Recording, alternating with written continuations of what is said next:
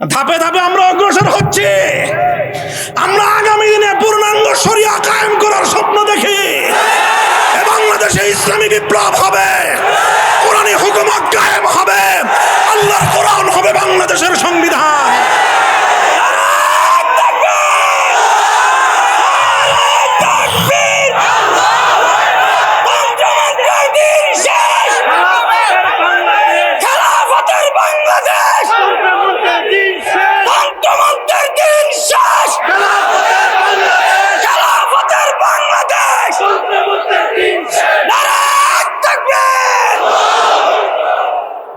ওলামায়ে উম্মতকে বলবো, সবাই যার যার জায়গায় কাজ করতে থাকি, আর আল্লাহর জমিনে ইসলামকে বিজয়ী করবার যেই চলমান আমাদের যে সংগ্রাম, প্রত্যেকে যার যার জায়গা থেকে এই সংগ্রামকে আমরা সহযোগিতা করতে থাকি।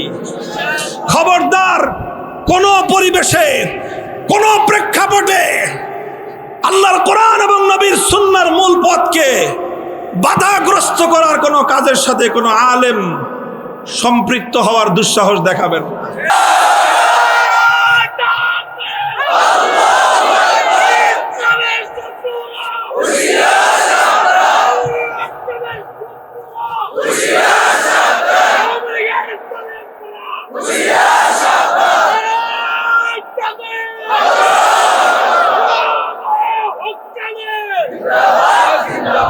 পয়গামটা আমাদের পরিষ্কার, সেটা হলো আমাদের সঙ্গে তাদের বিরোধ এবং তাদের সঙ্গে আমাদের সংঘাতের মূল পয়েন্ট হলো এইটা।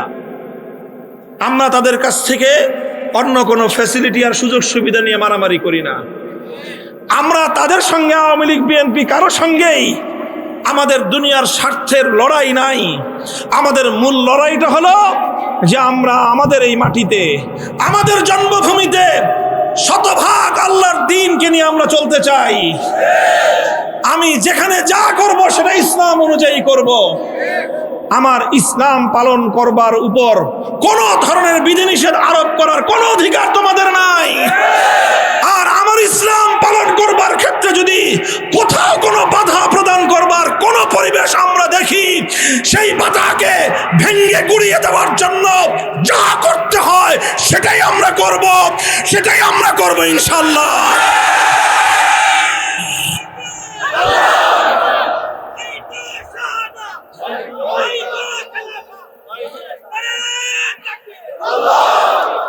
এই জায়গাটা হলো মূল কথা আমাদের, এই জায়গাটা আমাদের মূল কথা। এটা খুব ভালো করে মনে রাখবেন। অন্য কোনো পেশাল এইসব জায়গায় উঠাবেন না। যখনই আমরা ঈমান এবং কুফরির আলোচনা করি, তখন কে কয় রাকাত তাহাজ্জুদ করছে এই কথা বলবেন না। কে কয়বার হজ করছে সেই কথা আনবেন না। আপনি তখন আনবেন যে আপনি ইসলামের কোনো বিধানের সঙ্গে আপনার সাংঘর্ষিকতা আছে কিনা, আপনি আল্লাহর কোরআনের অপব্যাখ্যা করেন কিনা। পূর্ণ আওয়ামী লীগের দলটা লাকুম দীনুকুম ওয়ালিয়া দীন আল্লাহর কোরআনের এই আয়াতের এমন অপব্যাখ্যা করে যে অপব্যাখ্যাকে বিশ্বাস করলে একজন মানুষ বেঈমান হয়ে যায়। আপনারা এগুলো করবেন না। বলতে পারলে ভালো কথা বলবেন, নাহলে চুপ থাকবেন। আল্লাহর কোরআনকে নিয়ে অপব্যাখ্যা দেওয়ার কোনো অবকাশ, কোনো অধিকার আপনাদের নাই। আর এই আওয়ামী লীগের দেখা দেখি মাঝে মাঝে বিএনপি এই সমস্ত অপকর্ম করে। খুব হুঁশিয়ার। মনে রাখেন, আমরা আলহামদুলিল্লাহ ধাপে ধাপে আমরা অগ্রসর হচ্ছি। ধাপে ধাপে আমরা অগ্রসর হচ্ছি। আমরা আগামী দিনে পূর্ণাঙ্গ শরিয়া কায়েম করার স্বপ্ন দেখি। বাংলাদেশে ইসলামী বিপ্লব হবে, কোরআনী হুকুমত কায়েম হবে, আল্লাহর কোরআন হবে বাংলাদেশের সংবিধান।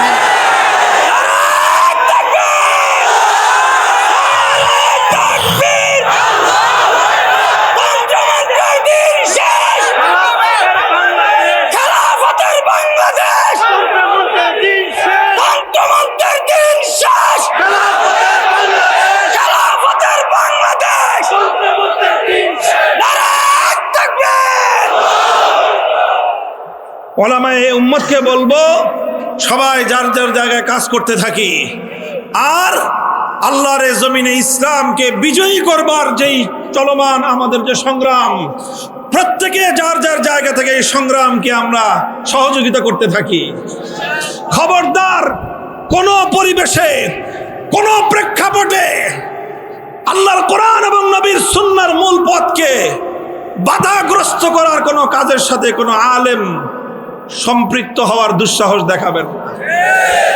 আমি আপনাদেরকে বলে যাই, যে প্রসঙ্গ আমি তুলেছিলাম, আখেরি প্রসঙ্গ আমার, ওই যে বিষয় ছিল যে ভাস্কর্যের নামে বাংলাদেশের রাস্তার মোড়ে মোড়ে মূর্তি স্থাপন করবার একটা আয়োজন ছিল।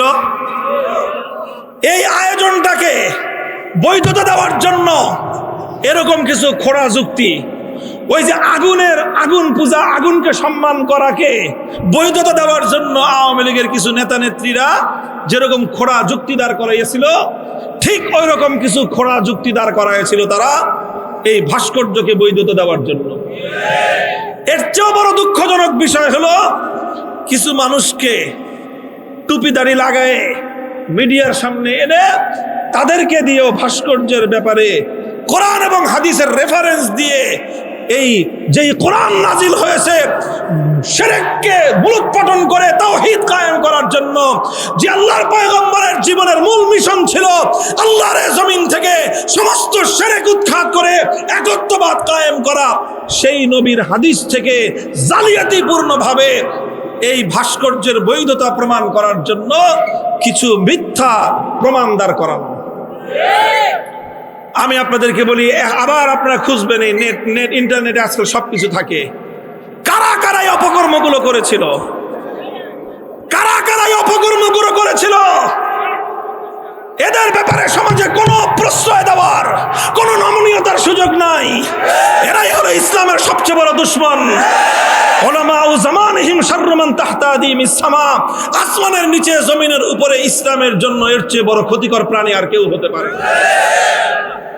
আলহামদুলিল্লাহ, সেই সময়ে কিছু মানুষকে আল্লাহ পাক তৌফিক দিয়েছিলেন যে না, এই কথাটা যে ইসলামের মধ্যে কোন ব্যক্তি বা কোন জীব জন্তুর, কোন জানোয়ারের, কোন প্রাণীর প্রতিকৃতি তৈরি করবার সুযোগ নাই। চাই সেটা পূজা করার জন্য বানানো হোক, অথবা চাই সেটা কোথাও প্রদর্শনী করবার জন্য বানানো হোক, এরকম দেহ বিশিষ্ট, অবয়ব বিশিষ্ট কোন প্রাণীর আকৃতি বানানোর কোনো সুযোগ ইসলামের মধ্যে নাই। এই কথাগুলো আমরা বলেছিলাম। যেহেতু বিষয়টা ছিল ওনার বাবার, খুব গাতে লাগছিল ওনার, আমাদের বিরুদ্ধে চারণ শুরু করলেন। আমরা বলতে চাইলাম যে এটা আপনার ব্যক্তির বিরুদ্ধে আমাদের কথা নয়, এটা আপনার বাবার বিরুদ্ধে কথা নয়, এ কথা হলো তাওহীদের পক্ষের কথা, এ কথা হলো শিরকের বিরুদ্ধে কথা। কেন এত বড় কথা বললাম? বাংলাদেশের সবচেয়ে বড় মেগা প্রজেক্ট পদ্মা সেতু এবং তার সংযোগ সড়ক, শত শত কোটি টাকার খরচে নির্মিত এই মহা প্রজেক্টের মাথার উপর দেবতার মূর্তি বসাইবেন, বেদি বানাইলেন, আর মূর্তিও বানানো হয়ে গেল। কথা বললাম আমরা, বাগড়া বাঁধলো, ক্ষিপ্ত হলেন আমাদের উপর ক্ষিপ্ত হলেন। বাবার সেই মূর্তিটাকে, সেই দেবতাকে ওখানে বসাইতে পারলেন না। এই ক্ষিপ্ত হয়ে আমাদের বিরুদ্ধে ষড়যন্ত্রে এমন কোন কুচক্র নাই যেই কুচক্র তারা আমাদের বিরুদ্ধে পরিচালনা না করেছে। উলামায়ে কেরামের বিরুদ্ধে এমন ষড়যন্ত্র করেছে যেই ষড়যন্ত্র নমরুদ করেছিল ইব্রাহিম আলাইহিস সালামের বিরুদ্ধে, এমন ষড়যন্ত্র করেছে যেই ষড়যন্ত্র ফিরআউন করেছিল মুসা নবীর বিরুদ্ধে, যেই ষড়যন্ত্র কারুন করেছিল মুসা আলাইহিস সালামের বিরুদ্ধে, যেই ষড়যন্ত্র সবচেয়ে বড় মুনাফিক সর্দার আব্দুল্লাহ ইবনে উবাই করেছিল মুহাম্মদুর রাসূলুল্লাহ সাল্লাল্লাহু আলাইহি ওয়াসাল্লামের বিরুদ্ধে, সেই ষড়যন্ত্র নিয়ে আলেম সমাজের বিরুদ্ধে বাংলাদেশের মাটিতে ঝাঁপিয়ে পড়েছিলেন। আর দুঃখজনক হলো, ওই সময়ে কিছু নামধারী মানুষ ইসলামের পরিচয় দিয়ে, আলেমের পরিচয় দিয়ে সেই জালেমের পক্ষে গিয়ে দাঁড়িয়েছিলেন। হে বাংলাদেশের আলেম সমাজ, তরুণ সমাজ, ওই সমস্ত মানুষের পরিচয়গুলি তোমরা এখন জাতির সামনে তুলে ধরো, প্রকাশ্যে আহ্বান জানাও তওবা করার। আর যদি তারা তওবা না করে, সেই শিরকের বিরুদ্ধে সাফাই গাওয়ার কারণে বাংলার মাটিতে তাদের বিচার করতে হবে। আলহামদুলিল্লাহ, এভাবে যদি আমরা চলতে পারি, আল্লাহ পাক আমাদেরকে দেখিয়ে দিয়েছেন। আল্লাহ সাহায্য করেছেন কি করেন নাই? হকের ঝান্ডা নিয়ে দাঁড়ান, সত্যের ঝান্ডা নিয়ে দাঁড়ান। হয়তো কিছু ত্যাগ আর কোরবানি আল্লাহ আমার আপনার কাছ থেকে নিবে, হয়তো কিছু মানুষের জীবন যাবে, হয়তো কিছু মানুষের রক্ত ঝরবে, হয়তো কিছু মানুষ অন্ধকার কারা প্রকোষ্ঠে বন্দিত্বের বরণ করতে হবে। আর এভাবেই কিছু ত্যাগ আর কোরবানির সিঁড়ি নজরানা হবে, আল্লাহর জমিনে আল্লাহর দ্বীনের ঝান্ডা সমুন্নত হবে। শহীদের রক্তে ইনশাআল্লাহ ইসলামের বিজয় আসবে ইনশাআল্লাহ। আমরা সেই সুদিনের স্বপ্ন দেখতেছি। কথা বলেন ঠিক না বেঠিক? আলহামদুলিল্লাহ। এই সামান্য একটু ত্যাগ আর কোরবানি, সামান্য কিছু আলেমদের, কিছু আলেমের রক্তের নজরানা, কিছু আলেমের কারাবরণ, এর সুফল কি হলো? 2 ঘন্টাও লাগে নাই, সারা বাংলাদেশ ভাস্কর্য নামক মূর্তি থেকে পবিত্র হয়ে গেছে। কে করলো এই কাজ? আমরা তো কাউকে বলি নাই। সারা বাংলাদেশের কোথাও এই সমস্ত অপবিত্রতার নাই। ওয়াররুজজা ফাহজুর, ওয়াররুজজা ফাহজুর ইয়া আইয়ুহাল মুদ্দাসসির কুম ফাআনজির ওয়া রাব্বাকা ফাকাব্বির ওয়া সিয়াবাকা ফাতাহহির ওয়াররুজজা ফাহজুর। আল্লাহ পাক রব্বুল আলামিন হেরার গুহা থেকে নবী মুহাম্মদ আরবি সাল্লাল্লাহু আলাইহি ওয়াসাল্লামকে পয়গাম দিয়ে পাঠিয়েছিলেন, হে আমার নবী, এক আল্লাহর বড়ত্বের ঘোষণা করেন, আল্লাহর জমিন থেকে, মুসলমানদের ভূখণ্ড থেকে সমস্ত মূর্তিকে অপসারণ করে দেন। কাউকে বলতে হয় নাই। আল্লাহ পাক ইমানদারদের অন্তরের মধ্যে ঢেলে দিয়েছেন যে 5ই আগস্টের বিপ্লব হলো আল্লাহর জমিন থেকে, মুসলমানদের ভূখণ্ড থেকে মূর্তি উচ্ছেদ করার বিপ্লব। এটা ভালো করে বুঝেন। এই বিপ্লবের সবচেয়ে বড় আইকন, সবচেয়ে বড় লক্ষণ হলো এই বিপ্লবের যেটা মানুষের চোখে ধরা পড়ার মতো যেই কাণ্ডটা ঘটছে, সেটা হলো বাংলাদেশের সমস্ত জায়গা থেকে, এইভাবে মুসলিম ভূখণ্ডের সমস্ত জনপদ থেকে, সমস্ত স্থাপনা থেকে সমস্ত মূর্তিকে অপসারণ করা হয়েছে। আমরা দেখেছি কোনো ব্যক্তি বিশেষের মূর্তি না, সব মূর্তিকে অপসারণ করা হয়েছে। কিছু মানুষের আগুন জ্বলতেছে, হিংসার গায়ে আগুন ধরতেছে মূর্তি প্রেমিকদের। আমরা বলি কুল মুতু বিগাইজিকুম, তোমাদের আগুনে তোমরা জ্বলে পুড়ে ছারখার হও। ইসলামের এই আলো তোমাদের এই জ্বলাপোড়ায় কিছুই হবে, নিভবে না। ইসলাম ইনশাআল্লাহ পূর্ণাঙ্গতা পাবে। কথা বলেন ঠিক না বেঠিক? আমাদের পরবর্তী টার্গেট হলো চূড়ান্ত ইসলামী বিপ্লব। এরপরের বিপ্লব হবে আল্লাহর জমিনে কোরআনী রাজ কায়েম করার বিপ্লব। বাংলার প্রতিটি জনপদে, প্রতিটি পাড়ায় পাড়ায়, প্রত্যেকটি মহল্লায় কোরআনের বিপ্লব তৈরি করার জন্য যুব সমাজ আল্লাহর কোরআনের সৈনিক হিসেবে নিজেদেরকে প্রস্তুত করো।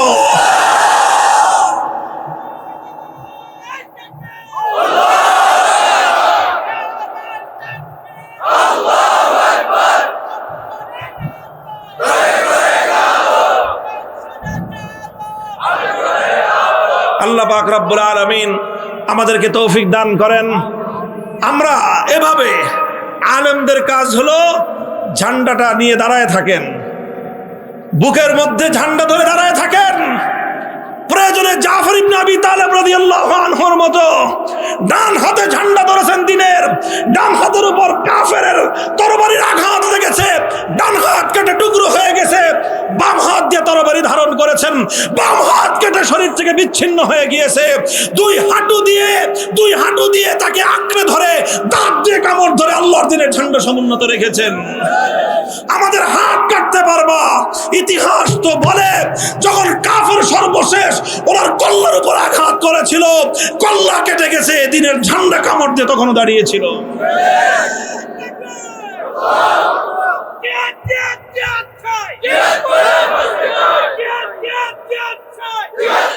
এইভাবে ওলামায়ে উম্মতের কাজ হলো দ্বীনের ঝান্ডা নিয়ে সমুন্নত থাকো, দ্বীনের ঝান্ডাকে ভুলুণ্ঠিত হতে দিও না।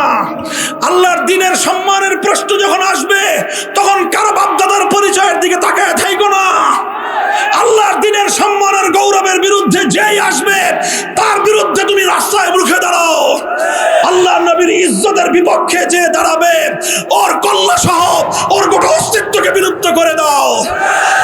ইসলাম আল্লাহর কোরআন, আল্লাহর নবীর ইজ্জতের প্রশ্নে কারো সঙ্গে আপোষ নাই, কারো সঙ্গে আপোষ নাই। ওলামায়ে কেরাম এইভাবে ঝান্ডা নিয়ে সামনে অগ্রসর হন। আর সাধারণ মানুষ, আপনাদেরকে আমি বলেছি, আরো বলি, আলেম সমাজকে, ইসলামী নেতৃত্বকে ফলো করুন, অনুসরণ করুন।